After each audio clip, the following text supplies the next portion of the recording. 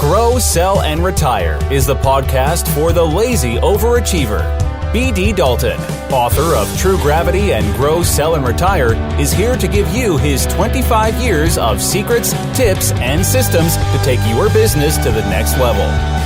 This is your chance to find out what is working in sales, marketing, and running your business. If you stop learning, you stop burning.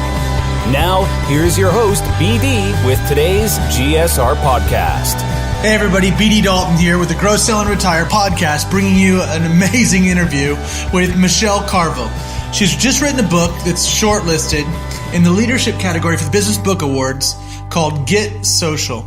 I know you guys are, if you're like me and you're into social media and you want to make sure you're distributing information, talking to clients, talking to high-end people that can be influencers for you, your business, your community, your tribe, then you want to listen to today's podcast because Michelle has over 10 years experience in championing the social media movement. So she's worked with companies like PwC, the BBC, LinkedIn, Air Products. She's even worked with the Tottenham Hotspurs Foundation. You know, don't hate her if you're not a fan of the Hotspur.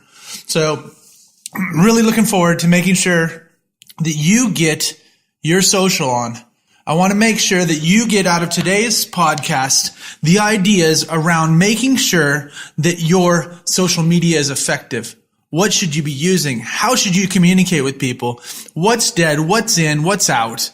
Michelle Carvill, with her book, Get Social, will help us get ideas and make sure that you are able to distribute your message, build your tribe, and change your universe. I want to help you be an even stronger, lazy overachiever and make your world even better, your universe an amazing place to live in, and your social followers even stronger, smarter, better, and faster. So here we go. My interview with Michelle Carvill on Get Social on the Grow, Sell, and Retire podcast. Michelle, you wrote a book called Get Social, been shortlisted on the Business Book Awards. Why does anybody need to get social? Oh, why does anybody need to get social? I suppose it's where we are. I mean, it's there's over 3 billion people that choose social media to connect and communicate. And if you want to communicate with your audiences, they're going to be on social. And so to be able to communicate with them effectively, you've got to understand the tools, you've got to understand the strategic aspects. And so you've really got to learn how to get social so that you can communicate with them effectively. So you started this 10 years ago. What originally made you first look at social media, and probably more than 10 years ago now, but yeah. What made you first look into social media, this new and upcoming communication fad? Well, I'm a marketeer. That's by training. That's been my background. Strategy, marketing. So I'm a strategic marketeer, and I was a marketeer in a consultancy, helping businesses to market themselves more effectively. And of course, this was at the time. This was about 16 years ago when social just started, and I already really started to, we started to look at these tools as what are they? And for me as a marketeer, I saw things, or the whole concept of social media for me was more about having a direct conversation between the brand or the organization and the consumer. And as a marketeer, I've always been kind of obsessed about the consumer and the consumer experience. In my world, if you don't have consumers, you don't have customers, you don't have a business. So, from a marketing perspective, all my kind of training and experience has always been about this customer first strategy. And so for me, social media were tools, as organizations, as brands, they would talk about, we put the customers first and foremost. We want to hear what our customers have got to say. And a lot of my endeavor as a marketeer was was trying to uncover that from either researching around products or understanding from a feedback, dealing with complaint, all of those aspects across the whole spectrum of what does it mean to really have an engaged relationship with the consumer. So social media, when I first saw these tools, I was thinking, whoa, this is real stuff. This is where we can have direct conversations with consumers. We can listen to what consumers are saying, and this is happening in real time. So that's what really excited me. It was my marketing background, the marketeer in me and my obsession with the customer that actually led me to explore social media, because these were tools where we could have direct conversations, and importantly, we could listen. Now, what was your first platform? What were you messing around with first to see if it worked?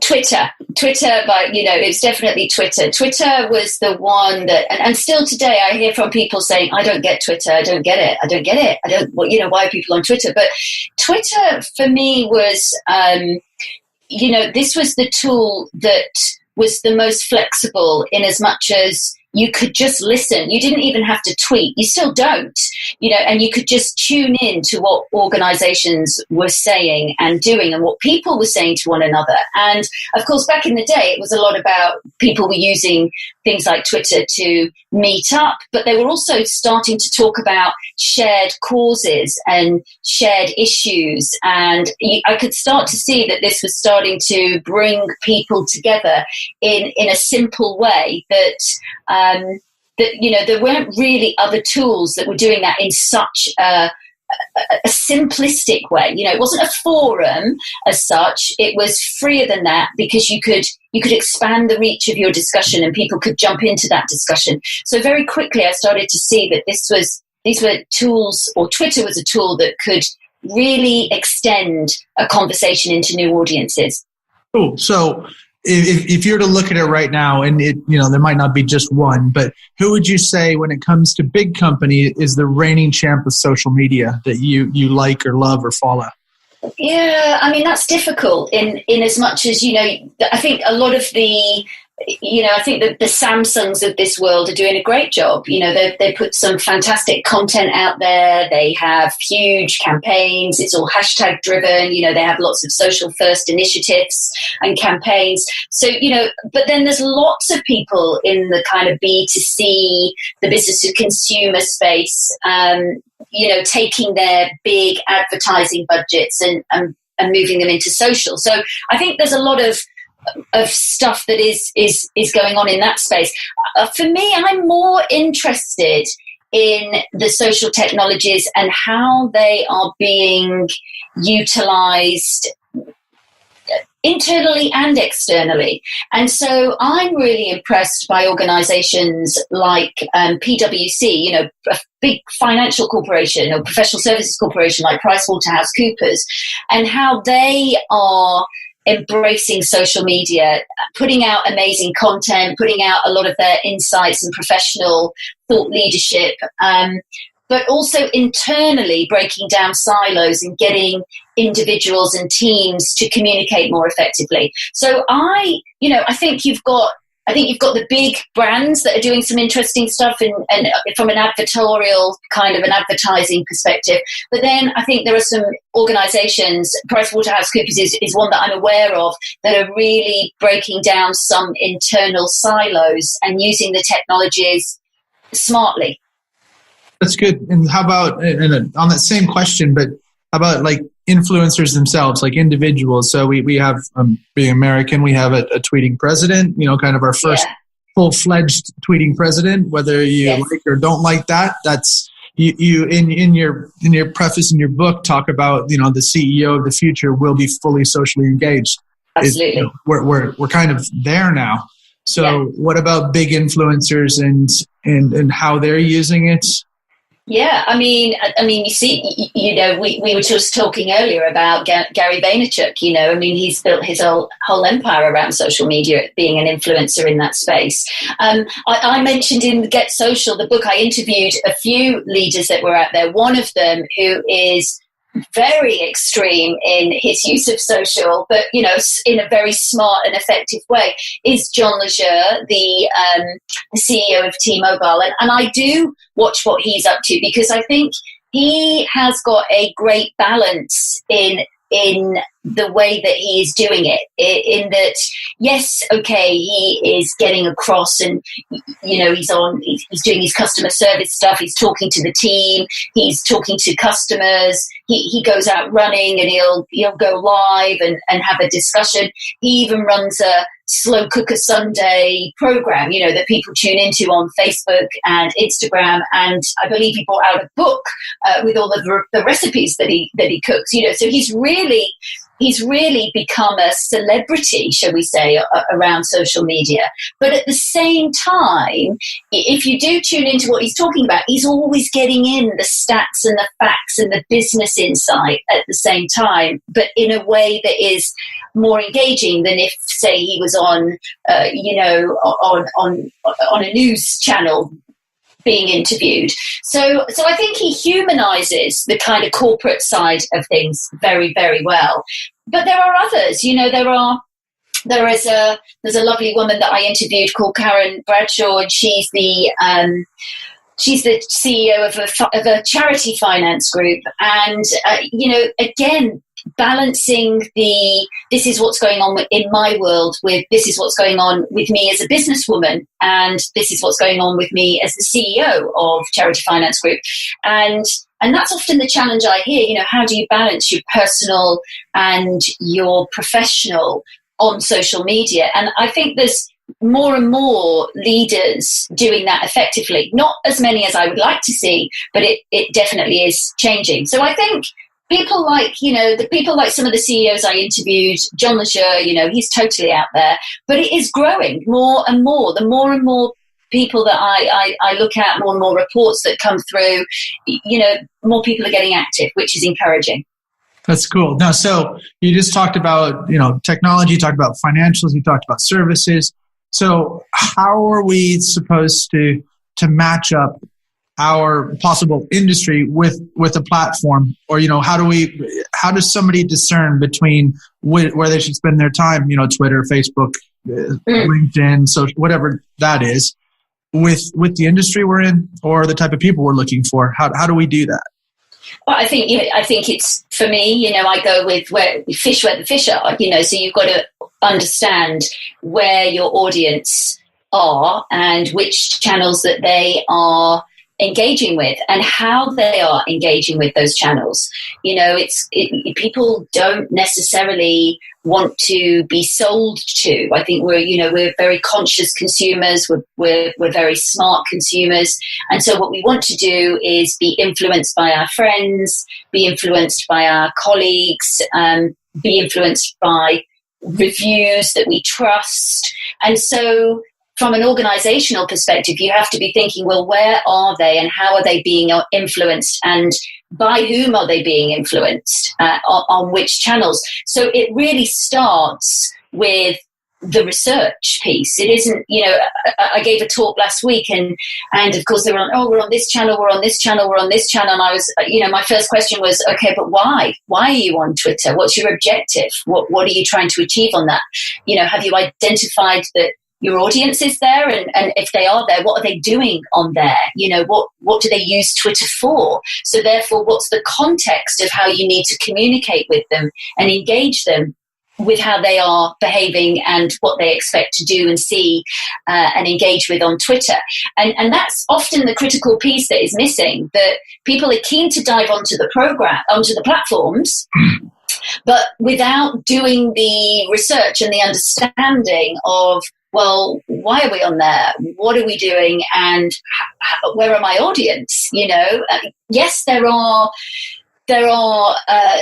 stats and facts and certain statistics that will say, if you're 18 to 24, you're more likely to be on Snapchat. If you're this demographic, you're more likely to be on LinkedIn. But if you look at a platform like LinkedIn, you're going to get all the demographics, but they might be doing something slightly different on LinkedIn and expect a different type of way of being communicated to and with on LinkedIn than maybe they would on Instagram.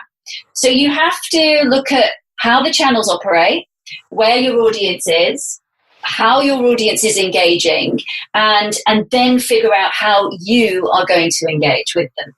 That's perfect. So that leads me right into my next question, because when I wrote True Gravity, my networking book, people have marketing budgets and they have sales budgets and they have all this stuff, but nobody sets up a networking budget or a networking plan. So you, in your book, talk about your 90-day plan. So how easy is it to implement? How long does it take per day? And what should people be thinking about when they're engaging with it and using it? Yeah. So the 90-day plan really is, and the reason I put a 90-day plan in the book is because throughout the book, I've got lots of exercises that people are doing throughout. And often you read the book and you think, well, that was great. And you put it down and you think, I'm going to do this, that, and the other. And you do nothing, and I call that failing to implement. The disease, FTI, kicks in. And so what I wanted to do was give people a really practical overview of what they could do, what they could take from the book and actually do it. So I just took all the exercises and put them into a 90-day plan.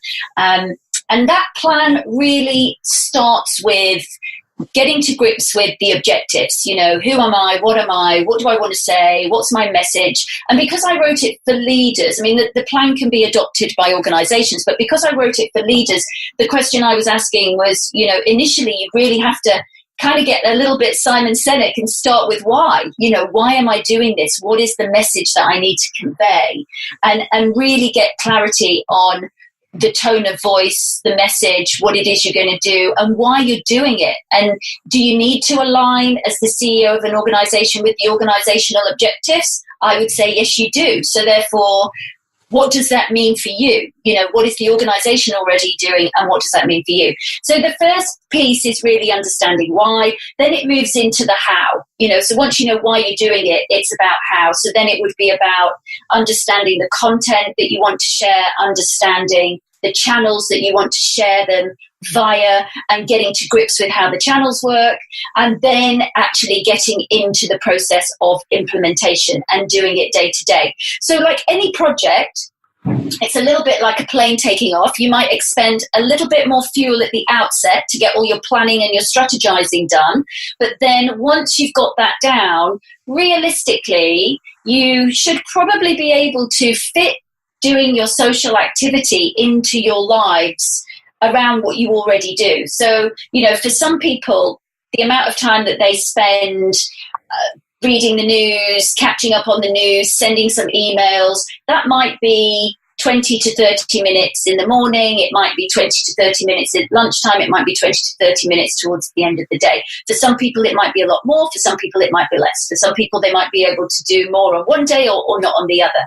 So I would suggest that, once you've actually done the planning and the strategy and you understand the tools and what you're going to do, and you've got your content lined up and you know what you're going to do with it, it really is just a case of checking in and potentially 30 minutes a day, 10 minutes in the morning, 10 minutes in lunchtime, 10 minutes towards the end of the day. You do not have to be spending hours, in the social media channels day to day. They're very fluid. They're very accessible. They're all on apps. You can just flick through your phone and catch up on with what's going and what you need to engage with, or just keep your ear to the ground and have your plan all mapped out. So yeah, there will be a little bit of time and intensity initially, but then it should just become business as usual. And they could find this. And do you have a website that they can go to? I think I read about that. So yeah, there is. Yeah, so if you go to michellecarvill.com, you can just go my name, Michelle Carvill, CARVILL.com. You will find a tag there for Get Social. Get Social has its own site as well, so you could go to www.getsocial.site. So it's getsocial.site is the end. You can go there, or you can just Google me. You go Google Michelle Carvill, and you will find the book. That's awesome. And then hopefully this is a bit of fun here. What's your favorite post of all time? Your favorite either social post or that is kind of, whether it's fun or impactful or got the most views or, viral, whatever it is. What is your favorite post of all time? I can't, I remember there was a post, I think there was a post many, many years ago, and I think it's still out there, where somebody just made one Twitter post, one tweet, and they said, that's it, it's going to be my all-time tweet. I can't remember who it's by. I think it's still there. I'd have to dig it out. But I remember looking at it for years, and it was still there, and it was just growing in followers. At one point I had like 100,000 followers following this one tweet, and it was like, I'm never going to come back to Twitter. I just did the one tweet, which I thought was quite an interesting little social experiment to see if they ever do. But I think it was just the one tweet. So that was quite amusing. But that's like saying, what's your favorite conversation throughout your life? I've had so many great insights. I've seen so many great posts. I've seen so many impactful posts. I've engaged with some incredible people and had some super interesting and exciting and some also dreary, conversations around social. So on social, it's kind of impossible to nail down one. I mean, it really, really is. I couldn't even probably tell you my favorite post in a day, because there are just, there are so many that I look at and engage with, and I think that's cool, that's great, or not, so impossible, I'm afraid. I know that's a bit late, but no, it's okay, it's fine. So then, how about if you had to bet, because MySpace became Facebook, or kind of that they lost out. So if somebody's making a bet over the next 2 years on a business to business social, where should somebody dedicate their time? And I know you said it's where their users are, but it's part of the 90-day plan. But are you seeing, let's pretend like it's a services company, so maybe a PwC, are we going to LinkedIn or are we going to Twitter? I mean, we definitely LinkedIn, definitely. I mean, I couldn't live without Twitter, I almost think Twitter is a separate.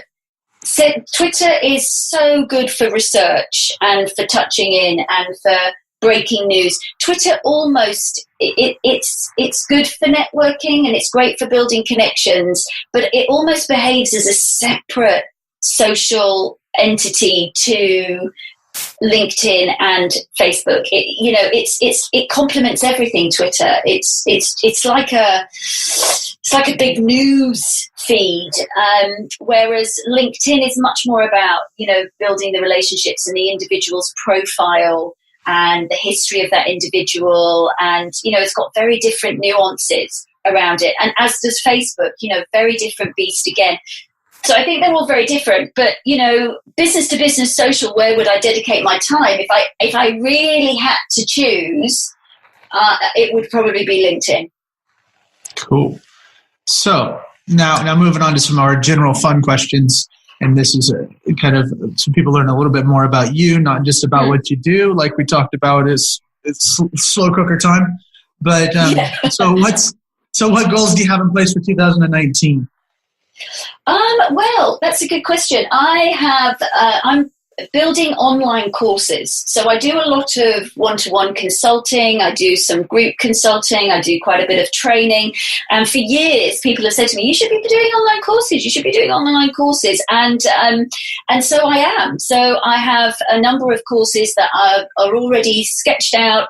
I've got filming beginning in March, and I am putting together some leadership online courses for busy leaders around digital and social for their teams, and indeed I'll be running the Get Social Leadership program as well for the busy leader. So those are my goals. Those are my commercial goals for 2019. And cool. Any big travel goals or any big fun goals? Like, are you running a marathon, or are you kind of one of those people get their head around what you like to do for fun. Yeah, well, I am a yoga teacher as well. So I've done yoga for the last 28 years, and 5 years ago I trained as a yoga teacher. So this year I run a yoga class a week. I never went into it to teach because I'm pretty busy, but it keeps me sane. And I thought, okay, well, I'm going to teach because I've been taught to teach, and I love teaching. I love teaching at every level. I love teaching yoga, and so I'm working on a number of retreats that I'm going to be giving, but I'm also working on quite a big project which is totally out of the social space, totally out of the digital space, totally away from my business, which is all around preventative healthcare. So my yoga is aligned to that because, of course, I got into yoga by many, many years ago when I was having lots of kind of anxiety and panic, and via the National Health Service, I was introduced to this 6-week program, and it was all about learning how to breathe, learning how to manage anxiety, about nutrition, and of course that introduced me to yoga, meditation, and relaxation.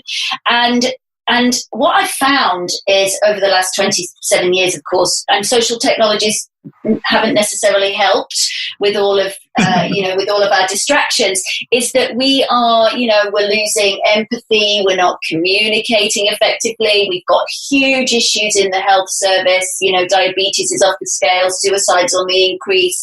There's so much going on. There's so many anxiety. And as a mother, I witnessed this firsthand with my children, my friends' children. The conversations are always around anxiety and, these issues that I just don't remember being around, or definitely being as talked about as I was growing up in their day. So something has to be done. So I'm working on a really big project, and I've got 28 people supporting me as my team who are also very interested in this. I'm working with some very interesting people.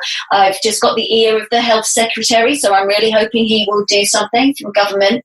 And putting together those programs, like I went to all those years ago, that kind of gave me the tools to change my life and manage my health in a very kind of, in a way that I've never had to take medication ever since, or had to then, or ever since. Give people the tools so they can learn how to look after themselves a bit more. And there isn't provision for that. So I think we have to do that commercially. So I'm trying to beat down the doors of big brands and say, you need to be putting your money where your mouth is, and let's make some serious change. So that is a significant project. Yes, sounds like it.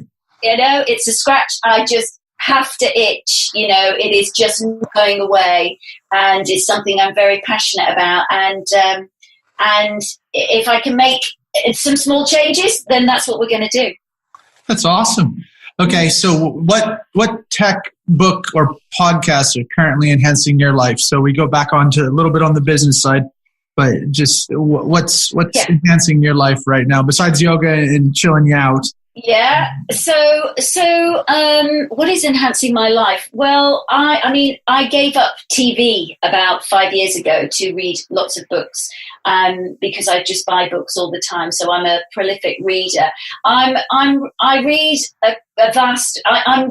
Interesting at the moment. I'm reading some of the books that are in the shortlist for the leadership category, because I thought I want to see what I'm up against. I'm really enjoying the Leadership Lab by Chris Lewis and Pippa Malmgren. It's a really interesting study that they did around, what it takes to be a leader in today's world. And I think it's kind of like what it takes to be a human being, actually, in today's world. It's a very good book, and it's very well researched. So, stiff competition there for sure. So that's a great book that I'm reading. Podcasts that I tune into.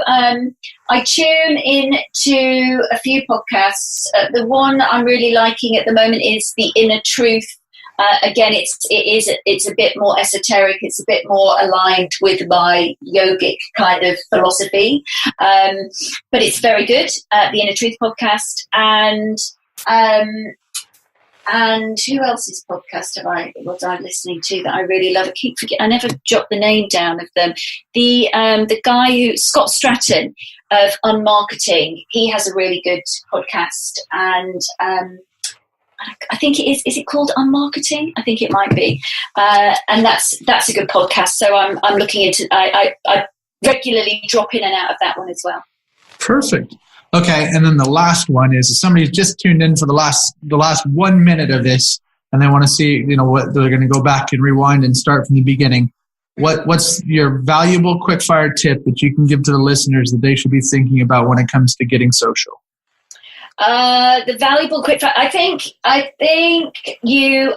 would say you've got 2 eyes, you've got 2 ears, and you've just got the one mouth. And on social, you really have to balance the way that you use social media that way. Much more listening and looking and understanding than just talking, and promoting and pushing out messages. The gold is, and the gold of any great communicator is in the listening, and that still happens for social media. And social media channels give you so much to listen into. So when people say, oh, I have no idea what content to create. Well, yes, you do. Just listen to what people are engaging with. Just listen to the questions. Look for the gaps. Look for the pain points. Look for the areas where you can be creating solutions and helping others, be genuinely useful and helpful for others. And you can only do that by listening into what is bothering them. Awesome. So, and then lastly, let's just make sure everybody gets this. So where can we find you on the internet? So you can find me at michellecarvill.com. So michellecarvill.com is my kind of personal site. It has links off to Carvill Creative, which is our agency. It has links off to the Get Social site, which is getsocial.site, which is the site all about the book. And it has also links off to a Facebook group that I run called Social Souls, which is a group which is all about digital and social media. And it's a group, anybody can join to find out more and to ask questions and to support one another. Michelle, thank you so much for your time today. Good luck on the Business Book Awards. Thank you. So by the time this comes out next week, so hopefully by the time some people are listening to this, you've already won the award. Campbell McPherson, who won the award last year for the business, is a good friend. Saw him last week. Talked to him on Friday, but he's a great guy. So you're in good company when it comes to the whole thing. So thank you so much for your time. And, that's my pleasure. And I'll make sure that this gets out on social media so people can follow you, learn more, and hopefully they can get social too. Fantastic. Thank you very much. Thanks for joining us on Grow, Sell, and Retire. For more information, tools, or to book one of our team members to work with your team, business, or to speak at your event or conference, visit bartdaltonconsulting.com or email contact@bartdaltonconsulting.com. Buy the book True Gravity on Amazon. If you want to work for the rest of your life, that is your business. If you don't, that is ours.